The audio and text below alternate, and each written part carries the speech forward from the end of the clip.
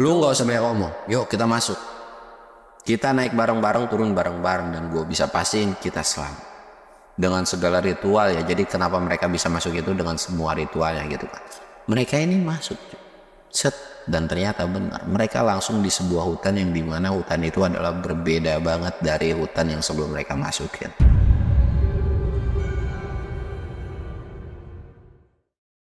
Assalamualaikum warahmatullahi wabarakatuh. Balik lagi di channel Samsul Mister Horror. Dongeng horor gue kali ini gue bakal ngelanjutin ceritanya Arya di part 5-nya nih. Buat kalian yang penasaran dengan ceritanya, kalian wajib tonton video ini sampai habis dan jangan lupa like, comment, subscribe, dan share video gue ke banyak orang. Dan buat kalian yang mau ikutan open trip, kalian bisa kunjungi Instagram gue di bawah sini. Dan buat kalian yang mau lihat video vlog gue juga, kalian bisa lihat di bawah sini. Dan gak usah banyak basa-basi lagi, kita mulai ke segmen donor. Dongeng horor dimulai.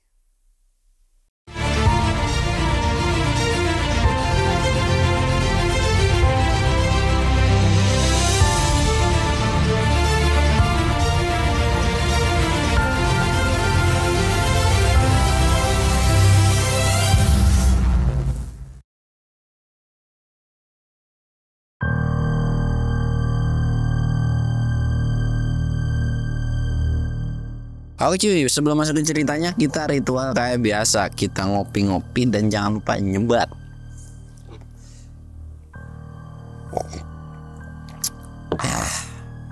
Dan sekarang ada yang beda nih. Gue emang lagi pengen duduk begini, bosen di kursi coy. Enak nih kayak begini. Cuman ya nanti kita lihat lah apakah enak dipandang atau tidak. Ya namanya juga nyoba-nyoba gitu kan. Tapi ya semoga kalian suka lah gitu kan. Karena bosen cuy, lu duduk mulu sender begitu tegang, batu kan relax, bisa ya santuy-santuy. Dan kita langsung aja ke ceritanya.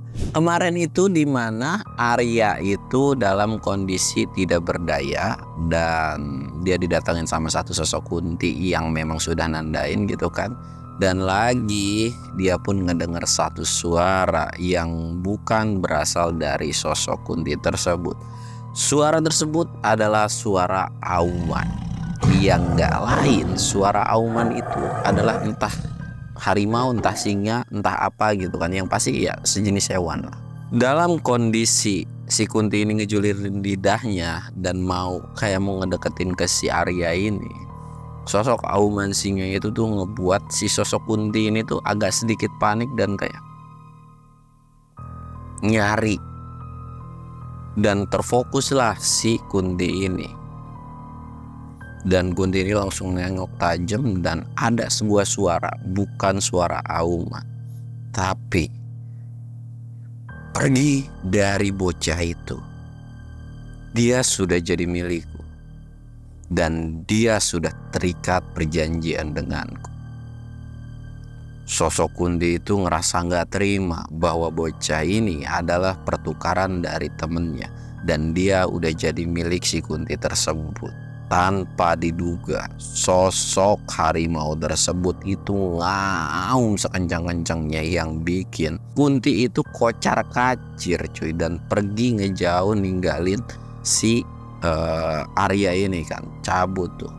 Dan dalam kelelahan badannya yang sudah tersiksa juga, sayup-sayup Arya ini ngelihat sosok binatang seperti harimau, tapi ukurannya 2 kali lipat daripada harimau biasanya gitu kan, harimau normalnya. Karena memang badan dia ini udah ngerasa udah capek gitu kan, udah kayak ya udahlah gue pasrah, mungkin ini udah hari terakhir gua atau menit terakhir gua. Dan dalam hati Arya itu udah bersyukur lah, dalam hari terakhirnya ini sempat ada sosok yang nolongin dia gitu kan. Kayak singkat cerita, Arya ini kebangun di pagi hari. Nggak pagi banget sih, kayak udah matahari itu udah muncul gitu kan. Dan ternyata Arya berada di satu daerah yang entah itu di mana. Arya sempat nengok kiri dan kanan. Dan dia pun bangun tuh dari tidurnya dan duduk. Dan ketika bangun dia baru sadar bahwa badannya kok tiba-tiba agak enakan.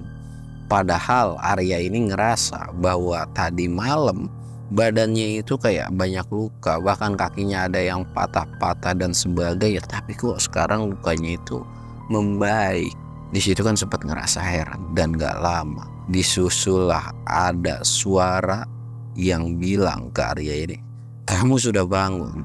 Pas Arya nengok, Arya benar-benar ketakutan. Karena yang dilihat atau yang bersuara itu adalah sosok harimau yang lagi ngomong. Antara percaya dan enggak, perwujudan dari harimau ini gede banget, udah gitu bisa ngomong. Arya tahu bahwa memang harimau ini bukanlah manusia atau hewan biasa yang normal gitu kan. Tapi kan dengan wujud setan yang nyeremin aja udah serem, apalagi ini berbentuk hewan buas gitu kan, jauh lebih serem daripada si sosok Kunti tersebut. Tapi si harimau ini cuman duduk kayak kucing gitu cuy, kayak ngerebah begini kan, sambil natap ke si Arya. "Kamu tidak perlu takut. Saya di sini hanya ingin melindungi kamu." Arya coba mencerna nih omongan dari si harimau tersebut. Ya memang sih nggak boleh takut, tapi kan dengan itu macan segede gaban mas, siapa juga takut cuy. Gue juga takut kali kalau ngeliat kayak begituan kan. Diem aja. Dan si harimau itu kayak menjemin matanya. Mungkin si harimau itu sadar tapi kayak nggak mau bikin panik si Arya ini gitu kan. Dan lambat laun pun si Arya ini kayak udah mulai nggak ngejauh, ngedeketin lagi dan nanya lah, "Kamu ini siapa? Dan kenapa kamu mau nyelamatin saya?" Harimau ini cuman bilang, "Kamu adalah orang baik, wajib ditolong." Cuman ngomong sebatas itu doang. Dan setelah dari obrolan itu Arya mikir lagi, orang baik, perasaan gua nggak baik-baik banget gitu kan, kayak merendah lah si Arya ini kan. Terus gimana caranya untuk keluar dari sini? Saya pengen keluar. Si harimau ini bilang, "Tunggu sampai waktunya tiba dan nanti kamu akan bisa keluar dari sini. Untuk sekarang kamu bersabar." Dan lagi dalam percakapan itu perutnya si Arya ini langsung keroncongan gitu kan, dia kayak kelaparan. Duh lapar lagi. Dalam hati Arya, nih macan kagak bisa gua ngasih makan gua kali ya. Tapi jangan deh, ntar kalau yang ada nih macan bisa makan gua. Dia tuh langsung nengok kiri dan kanan. Si macan ini bilang, "Gak jauh dari tempat sini ada sebuah pohon. Di situ ada sebuah buah dan kamu ambil aja dan petik aja." Nurut dong karena memang dia udah kelaparan, nyari lokasi ya buah pohon-pohon yang dimaksud sama si macan itu. Ternyata ada sebuah pohon dan di situ ada buah. Buahnya pun nggak tahu buah apa sebenarnya, warnanya merah. Arya ini nggak tahu apa ini kali ya gitu kan, tapi emang menggiurkan banget. Arya ini coba naik ke pohon tersebut, dia makan satu buahnya. Dan ketika dia lagi makan itu dia ngeliat, ya anggaplah itu peri kali ya, kayak kecil banget badannya. Tapi semakin diperhatiin, perinya itu mukanya cantik, lambat laun peri itu justru malah bukannya cantik dan kecil, makin lama makin gede dan makin nyeremin. Gigi-giginya bertaring.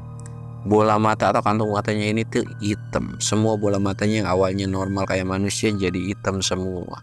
Kulit-kulitnya hitam semua, kuku-kukunya panjang. Dan karena ketakutan, Arya ini jatuh dari pohon tersebut.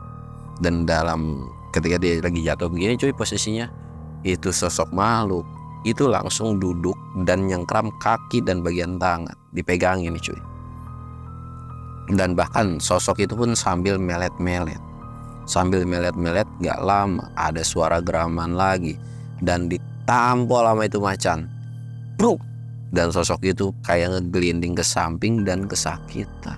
Arya sempat heran, kok bisa-bisanya siang tengah hari bolong kayak gini ada demit gitu kan. Di situ pun si harimau tuh kayak seolah ngetawain tentang apa yang udah terjadi sama si Arya ini kan. Kenapa jadi ketawain sih? Geblek, bukannya tolongin. Harimau itu cuman ketawa doang, dasar manusia. Di situ Arya memalingkan mukanya ke sosok makhluk yang nyeremin ini kan, yang kelihatannya kayak peri itu. Tapi di situ kelihatan mukanya tuh kayak kasihan, kesakitan dan lain-lain. Tapi anehnya si harimau ini ngedeketin sosok makhluk tersebut dan seolah kayak mau dimakan. Tapi Arya ini punya pikiran yang dimana ya gue salah sih gara-gara ngambil buah tanpa bilang gitu kan. Dan kirain Arya itu bakalan dimakan sama itu sosok macan. Tapi ternyata ketika mulutnya lagi mangap, dia tuh cuma ngejulurin lidahnya dan ngejilatin lukanya dari si sosok demit tersebut, dijilatin. Dan hasil dari jilatannya itu makhluk tersebut itu kembali baikan lagi atau udah sehat lagi, segar lagi, dan pergi ninggalin si macan dan si Arya ini. Dan karena Arya pun memang udah dalam tahapan yang udah bingung aja nih, dan udah nggak aneh lagi lah ngeliat yang kayak begitu, jadi udah nggak terlalu memperdulikan. Tapi di sisi lain karena jatuh dari pohon, badan dia pun sakit kan, dan bahkan ada luka-luka juga.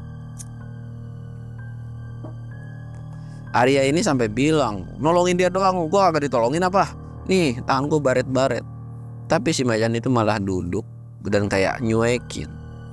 Dasar gitu kan. Tapi dalam umpatannya itu, walaupun si Arya ini kesel, dalam hatinya, aduh ntar kalau ngamuk gimana ya lain cerita. Pas mau ngebalik, itu muka si macan dan muka dia saling tatap-tatapan. Arya kaget tuh, astagfirullahaladzim gitu kan. Dan lambat laun macan ini ngedeketin dan ngejilatin lukanya, dan lukanya itu benar-benar langsung sembuh total. Bahkan nggak ada baret sama sekali pun cuy. Udah setelah sembuh total itu, ya Arya pun ngucapin terima kasih, dan Arya ngelamun aja.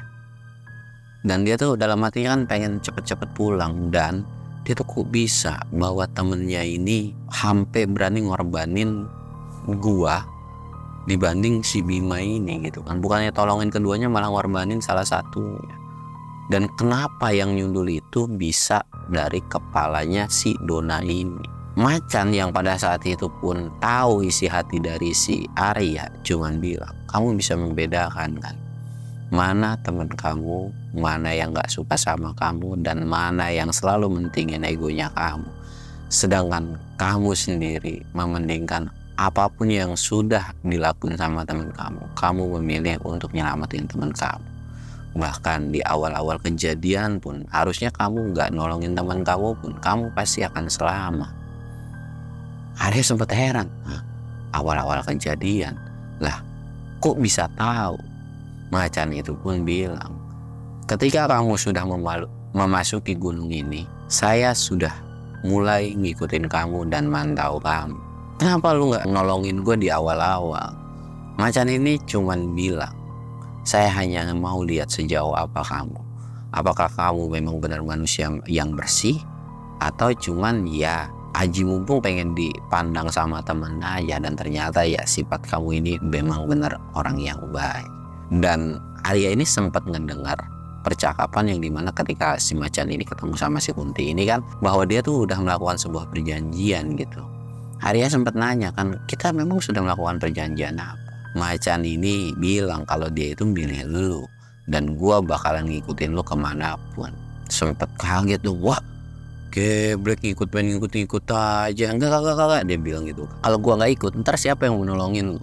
Dan si macan ini pun ngasih tahu bahwa dia dan sosok penjaga-penjaga lainnya itu beda. Mungkin temen lu kan ada nih yang sosok penjaga yang berkebaya. Nah, penjaganya itu kalau lu baik dia akan baik, kalau lu jahat dia akan jahat. Sedangkan beda dengan prinsip gua menurut si macan. Kalau macan ini, kalau selama kita masih sejalan dan lu masih jadi orang baik, gua akan terus ngikutin lu. Tapi kalau lu udah mulai melenceng, gua akan pergi dengan sendirinya.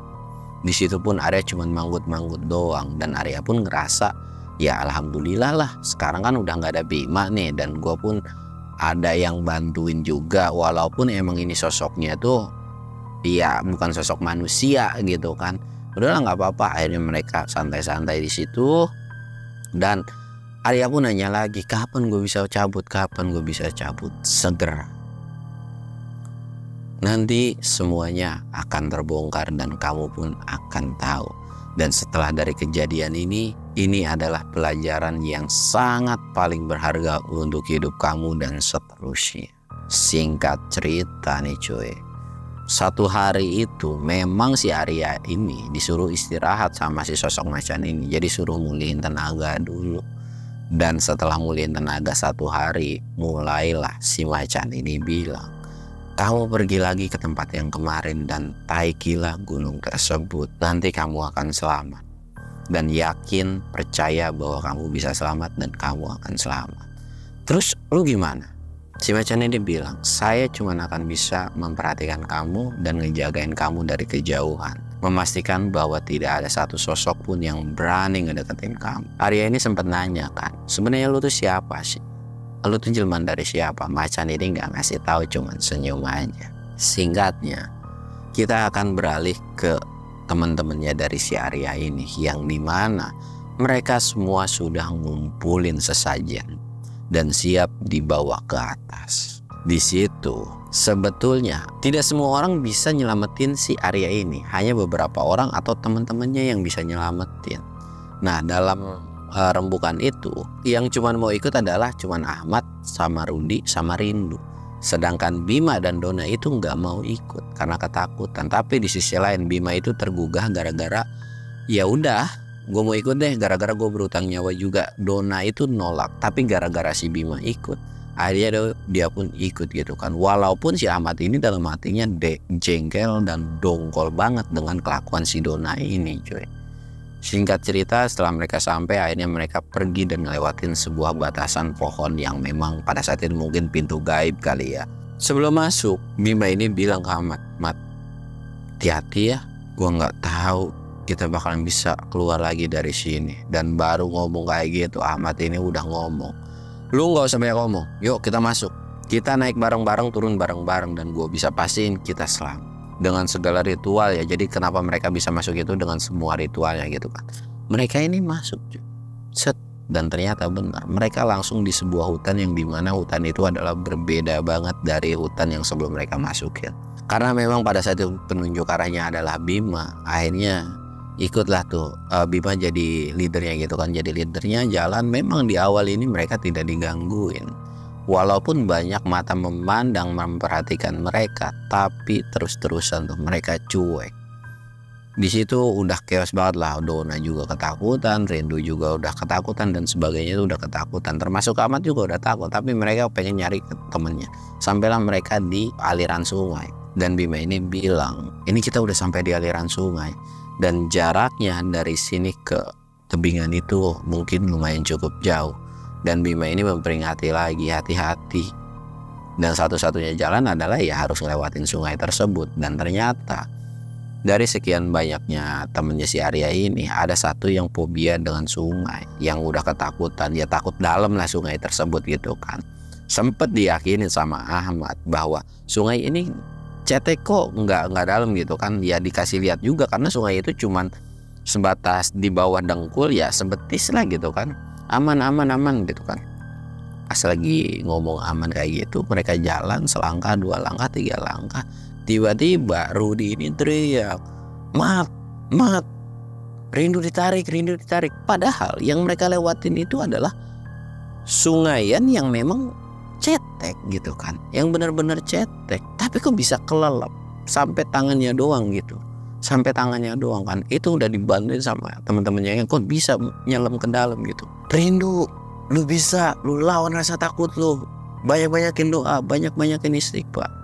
Banyak-banyakin doa, banyak-banyakin istighfar." Singkat cerita, si Rindu ini bisa ditarik sama teman-temannya dan langsung ngisi ke sampingan tuh sungai gitu kan. Dan ditanya, "Kenapa lu bisa kayak gitu?" "Nggak tahu, kaki gua ada yang narik gitu kan." Dan dari ceritanya mereka ini yang ketakutan juga, tiba-tiba muncul satu sosok, yang dimana sosok itu adalah sosok ular berkepala manusia itu. Sosok yang sebelumnya pernah ketemu sama si Bima ini kan. Dan sosok itu tuh natap tajam, bahkan kayak mau makin lama makin ngedeket. Tapi anehnya, udah mau ngedeket itu, sosok ular itu kayak ngumpet, sialan, langsung pergi lagi. Ada kejanggalan menurut Ahmad. Kenapa tiba-tiba sosok ular tersebut bisa kabur dan takut? Tapi bukan itu aja kendalanya, melainkan si Rindu ini pun udah nggak mau ngelanjutin perjalanan dan pengen cepet-cepet pulang. Tapi amal itu nggak bisa kalau kita harus balik, karena jalan satu-satunya harus ngelewatin tebingan tersebut. Dan ya dengan segala terpaksa, akhirnya mereka mau nggak mau melipirin sungai tersebut, karena nggak mau ambil resiko dari Rindu ini gitu kan. Akhirnya mereka melipirin, jalannya memang lumayan cukup jauh. Ketika mereka melipirin sungai tersebut, mereka diganggu lagi dengan sosok-sosok yang benar-benar nyerem. Mulai dari pocong, kuntilanak, genderuwo, bahkan ada satu sosok yang dimana sosok Kunti ini adalah sosok yang ngandain si Bima, cuy. Di situ Bima sama Dona udah mulai panik. Dona panik itu gara-gara perjanjian yang sudah dijanjiin sama Dona itu diingkari, dan justru sekarang Arya ini malah dibantuin gitu kan. Sedangkan si sosok itu kesel gara-gara si Bima nggak dapet, si Arya pun nggak dapet. Tatapannya itu bener-bener tajam banget. Dan sedangkan si Bima takut gara-gara memang sosok yang nandain itu ya sosok makhluk gitu. Tapi cuy, lagi-lagi itu sosok Kunti nggak berani ngedeketin kelompok mereka lagi. Entah apa yang bisa bikin sosok makhluk di situ tuh ketakutan. Mereka tuh jalan, bahkan di situ Ahmad yang ketakutan pun kayak nguatin teman-teman, yuk bisa yuk bisa yuk, bentar lagi teman kita ketemu, bentar lagi teman kita ketemu. Mereka tuh ngelewatin dengan kondisi di samping-samping banyak demit, bahkan tangan-tangannya itu seolah kayak mau ngambil mereka, tapi nggak bisa megang, gimana sih gitu kan. Mereka tuh terus jalan sambil baca doa apa yang mereka bisa. Singkat cerita, sampailah di bawah tebingan tersebut. Dan menurut Bima harusnya kalau memang jatuh itu teman kita ada di sini. Dan ternyata cuy, gak lama ketika mereka teriak-teriak nama Arya itu muncul. Ahmad ini nggak percaya, bahkan dari teman-temannya itu ada yang mau meluk, tapi Ahmad ini jangan dulu, jangan ada yang meluk, kita harus pastiin ini adalah teman kita atau bukan. Kalau memang teman kita ya alhamdulillah, tapi kalau bukan ini akan jadi malapetaka baru gitu kan. Singkat cerita, ternyata dipastiin, ditanya dan sebagainya, ternyata itu memang beneran si Arya. Di situ orang yang paling pertama meluk adalah si Ahmad. Ahmad ini sampai nangis bercucuran. Dan si Arya udah santai-santai, gue nggak apa-apa kok.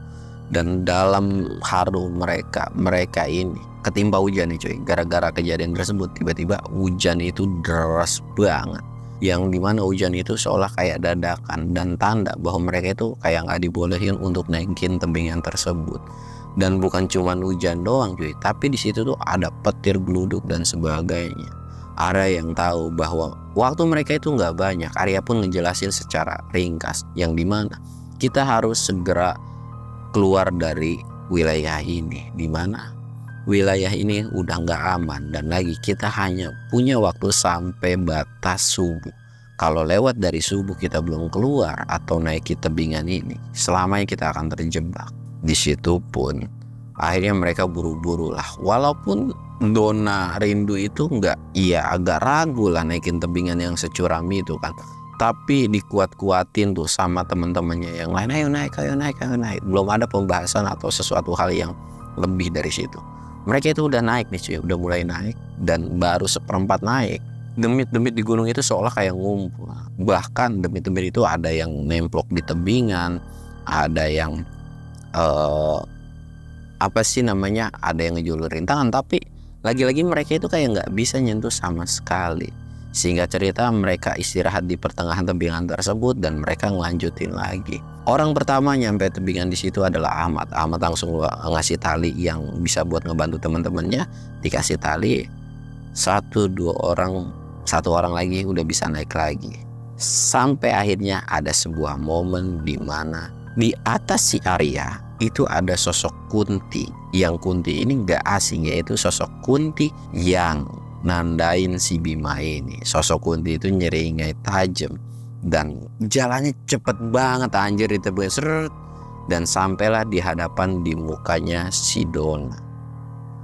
Kena kamu, dan kamu sebagai gantinya harus menetap di sini. Singkat cerita, itu Kunti langsung ngegabruk si Dona, dan Dona pun akhirnya jatuh ke tebingan tersebut. Tanpa ada suara teriakan minta tolong gitu, nggak ada. Pokoknya senyap aja.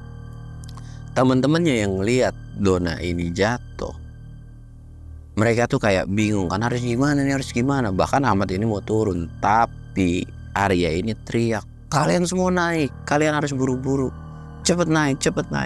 Semuanya naik tuh ikut aturan. Sedangkan si Arya, lu harus percaya sama gua. Lu tungguin di atas, gua bakalan turun nyelamatin Donna. Arya udah selesai ngomong gitu langsung ngeloncatin badannya. Dan setelah ngeloncatin badannya, entah dia punya kekuatan apa, dia bisa berdiri tegap tanpa ada luka sedikit pun. Dan nengok langsung celingak-celinguk nyari Donna. Ternyata si Donna ini lagi dijambak atau ditarik sama si sosok Kunti itu, cuy. Dan langsung dong si Arya ini teriak, "Woi Kunti sialan, berhenti lu, temen gua tuh mau bawa kemana?" Dan si Kunti ini kayak ngasih tatapan muka tajam, "Apa urusanmu dan apa pedulimu? Temenmu ini sudah menumbalkan kamu, apa kamu tidak sadar diri? Apa kamu nggak tahu? Bukannya kamu tahu bahwa teman kamu sudah menukarkan teman kamu dan kamu gitu kan?" Yaitu Bima dan si Arya ini. Nggak peduli gue dengan apa yang udah dilakukan temen gue. Yang intinya lu nggak bisa ngambil temen gue dengan sembarangan. Dan karena si Kunti itu juga bodoh amat dan cuek, akhirnya terus-terusan diseret. Arya ini dengan segenap tenaga langsung nendang itu sosok Kunti. Dan kali ini sosok Kunti itu bisa ditendang. Kunti itu kayak kesel. Dan tangannya ini nyakar bagian tangan dari si Arya ini. Kelihatan tuh luka goresan dari kuku-kukunya yang tajam. Arya ngerang kesakitan. Dan sosok Kunti itu kayak mau nyakar lagi. Tiba-tiba ditolongin sama ini sosok macan lagi. Dan langsung tuh dikepisin sama itu macan. Dan si sosok Kunti itu langsung teriak kenceng banget. Bahkan suara teriakannya itu benar-benar bikin ngegema area sekitar lah. Kenceng banget, benar-benar kenceng. Dan akhirnya Donna ini kan langsung kayak, "Ayo Don, bisa Don, bisa Don." Di situ Donna cuma bisa nangis doang. Karena dia pun udah pasrah sebenarnya ketika dia udah jatuh. Kirain gak akan ada temennya yang bisa nolongin. Ternyata si Arya yang nolongin. Lagi disemangatin sama Arya, Donna ini langsung meluk dan ngucapin terima kasih dan maaf. Walaupun Arya ini kesel, tapi Arya bisa ngebuang jauh-jauh rasa kesel itu. Dan udah yuk, nangisnya nanti aja dilanjut. Sekarang kita buru-buru, teman kita kasihan udah nungguin di atas. Dengan kaki yang sedikit terpincang-pincang, akhirnya Donna sama Arya ini naikin tebingnya lagi. Tanpa teman-temannya sadari juga bahwa mereka akhirnya bisa selamat semuanya. Bahkan Ahmad pun udah nggak punya pikiran bahwa si Donna ini sebenarnya bisa selamat gitu kan. Tapi alhamdulillah bisa selamat. Dan singkat cerita, mereka sampailah di camp evakuasi. Di situ pun disambut dengan tangis haru banyak teman-teman atau tim evakuasi di sana. Alhamdulillah. Dan di situ pun ada beberapa sesuatu hal yang aneh di mana Donna itu sakit ya kakinya, kayak pinjang-pinjangan. Termasuk Bima juga kondisinya belum fit. Tapi Arya ini nggak ngalamin luka lecet sama sekali. Singkat cerita, tim evakuasi pun buru-buru langsung bawa mereka turun. Arya ini sebenarnya sempat kayak mau digendong, tapi dia nggak mau. Singkat cerita, mereka turun dan alhamdulillah mereka selamat. Tapi ketika sampai di warung, Arya ini sempat istirahat dan dia beralasan pengen pipis. Dan ketika lagi pipis ini, Arya didatangin sama sosok harimau itu lagi. Ya memang harimau itu nggak bisa dilihat sama siapapun. Tapi harimau itu ngasihin sebuah daun kering yang dikasihin ke si Arya. Ini daun apa kata Arya? Ini adalah daun dimana kalau kamu mengalami sebuah kesulitan, kamu pegang daun ini dan panggil nama saya. Dan gue tidak bisa ngasih tahu macan ini siapa namanya ya, karena ya biar kalian nebak-nebak sendirilah. Dan memang gue pun gak mau ngasih karakter ini sosok namanya ya, jadi cuma namanya macan aja lah gitu kan. Di situ pun Arya cuman manggut-manggut doang dan lu nggak mau ikut, cuman senyum doang. Dan tiba-tiba sosok macan itu pergi dan Arya pun kayak ngerti dan paham. Akhirnya dia masuk lagi ke rombongan dan alhamdulillah mereka sampai dan Arya dipeluk sama kedua orang tuanya dan nangis-nangis dan bersyukur kalau Arya ini bisa selamat. Dan Arya pun bersyukur banget bahwa dia masih bisa selamat dan bisa nolongin keluarganya lagi untuk berkebun. Kita skip tentang drama kesedihan tersebut karena gue juga nggak mau terlalu lama dan banyak drama-dramanya gitu kan. Dan gue pun udah bilang kalau cerita ini akan gue skip banyak banget. Setelah 2 minggu dari kejadian tersebut, mereka ini kumpul-kumpul dan mereka cerita di situ ada raut muka yang gak enak dari Donna dan Bima juga. Tapi Arya lagi-lagi jadi orang yang paling lapang dada dan kayak, dah kalian gak usah ngerasa gak enak, gue udah selamat kok. Gue gak peduli dengan apa yang telah kalian lakukan dan apa yang telah kalian perlakukan ke gue juga. Yang pada intinya lu jahat sama gue silahkan, tapi gue gak akan pernah jahat sama kalian, karena kalian adalah sahabat-sahabat gue dari kecil. Dari situ mereka cuma bisa nangis terus. Sebetulnya setelah dari kejadian itu, Arya tuh tidak pernah yang namanya menghindari teman-temannya ini, terutama Donna. Walaupun Bima ini udah bisa nerima lah ya, dalam arti ya dia udah welcome lagi, dia udah baik banget sama si Arya gitu kan. Tapi Donna ini ngerasa gak enak. Tapi cuy, Donna ini punya sebuah cacat, yang dimana cacat itu gak bisa hilang seumur hidup. Padahal cacatnya itu adalah sebetulnya gak ada yang namanya patah tulang atau apapun. Tapi entah kenapa kalau jalan Donna itu selalu pincang-pincang, jadi kayak jingjet gitu cuy. Di situ pun Donna ngerasa kayak ada sesuatu yang aneh dalam dirinya. Sempet nanya berobat kemana-mana tapi tetap aja kayak gitu. Mungkin itu ganjaran yang setimpal buat si Donna kali. Dan lagi Arya ini sempet nanya kan, walaupun Arya ini setelah dari kejadian tersebut bisa ngeliat sosok yang tak kasat mata, sempet nanya, Don, penjaga lu kemana? Dan menurut pengakuan Donna, sosok penjaganya itu udah netap di hutan Arjuno atau di Gunung Arjuno tersebut. Arya pun gak banyak cincong kan, dan gak banyak nanya yang berlebihan, cuman tahu kondisinya si penunggu itu di mana. Wah di sana, ya udahlah gitu kan. Dan dari kejadian di situ ya sebenarnya Arya, Bima, Ahmad, Rudy, Rindu semuanya itu normal cuy, udah baik-baik aja. Cuman Donna aja yang udah gak mau masuk ke circlean mereka lagi. Dan memang cintanya Donna pun tetap bertepuk sebelah tangan. Bahkan Ahmad pun sudah nyeritain semua kronologi tentang apa yang udah dilakuin ke Donna. Tapi ya mereka udah maafin, tapi ya Donnanya sendiri yang ngerasa minder. Ya Arya pun gak bisa memaksakan kan. Walaupun udah Don, gue nih udah maafin lu gitu, lu gak usah gak enak, udahlah yang udah mau udah lupain aja. Tapi bener-bener si Donna ini benar-benar menghindari. Masih kenal, masih sering sapa, tapi udah nggak seakrab sebelum-sebelumnya aja gitu. Justru dari hasil kejadian ini yang lain itu justru makin akrab banget, udah kayak saudara kandung gitulah. Tapi cuman Donna doang yang menghindar. Ya setelah dari kejadian itu sih yang lain juga nggak bisa memaksakan, tapi tetap ketika mereka kumpul mereka selalu ngajak, selalu nyapa, dan sering main ke rumahnya Donna juga. Walaupun Donna ngasih muka yang nggak kurang mengenakan, tapi ya sudahlah, mau diapain lagi ya. Semoga di nextnya itu Donna bisa terbuka gitu kan. Jadi Donna ini sampai 2 tahun 3 tahun itu benar-benar kayak gitu, bahkan katanya sampai detik ini pun masih kayak gitu terus cuy. Dan setelah dari kejadian itu benar-benar ya Arya pun tahu bahwa setelah dari kejadian tersebut benar-benar banyak pengalaman yang dia dapetin, dan dia pun tahu tentang karakter-karakter temennya.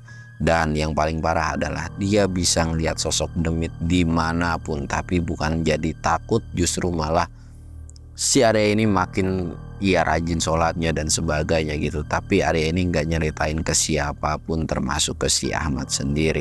Dan sampai akhirnya cerita ini pun selesai coy. Pelajaran yang bisa diambil dari cerita ini adalah tentang pertemanan, tentang ya kalian mau sebaik apapun teman, pasti akan ada di mana jahatnya teman kalian. Jadi ya kalian nggak boleh munafik juga lah. Kalian harus bisa membedakan yang dimana teman baik, teman yang susah itu gimana. Mungkin ada sebuah istilah ya, kalau teman di bawah naik gunung pasti akan kelihatan belangnya. Sebenarnya nggak juga sih cuy. Ya ketika lu lagi susah pada intinya, kalau temen lu susah ya pasti akan ada yang bantuin. Pasti akan ketahuan siapa yang bantuin dan siapa yang enggak gitu. Ya begitu juga di gunung sebenarnya. Kalau naik gunung kan dia capek, lelah gitu kan. Dan lu pun tahu lah siapa yang akan nolongin lu, ngehandle lu, nge-backup lu. Lu pasti akan tahu dan mana temen lu yang ancuek ke lu. Dan segala sesuatu dari cerita ini silahkan, yang positifnya kalian ambil, yang negatifnya kalian buang. Dan gue bilang lagi, cerita ini tuh banyak yang gue skip, jadi gue ngambil intinya aja. Dan atas segala kekurangan dari cerita ini gue minta maaf. Gue Samsul undur diri. Assalamualaikum warahmatullahi wabarakatuh.